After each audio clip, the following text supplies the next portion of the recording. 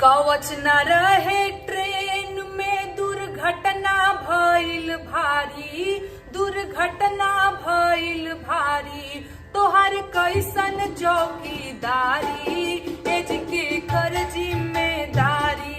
तोहर कैसन चौकीदारी, एज के कर जिम्मेदारी। कवच के पैसा के करा हिसाब, ये कल की अवतारी।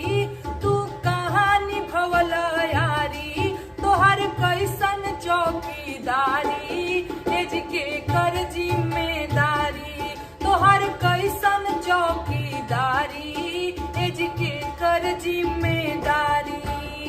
3,12,000 औरी चाही कर्मचारी, औरी चाही कर्मचारी। ना त सेफ्टी मेंटेनेंस ट्रैक के आके सुधारी। तोहर कैसन चौकीदारी, एज के कर जिम्मेदारी।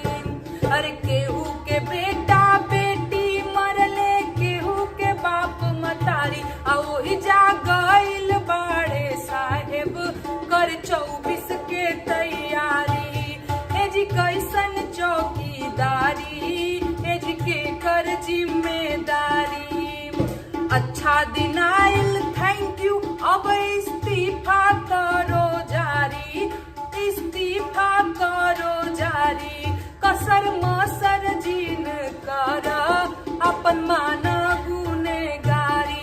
कसर मसर जीन कर, अब मान गुनेगारी। तोहर कैसन चौकीदारी, एज के कर जिम्मेदारी। कवच न रहे ट्रेन में, दुर्घटना भइल भारी, दुर्घटना भइल भारी। एज कैसन चौकीदारी,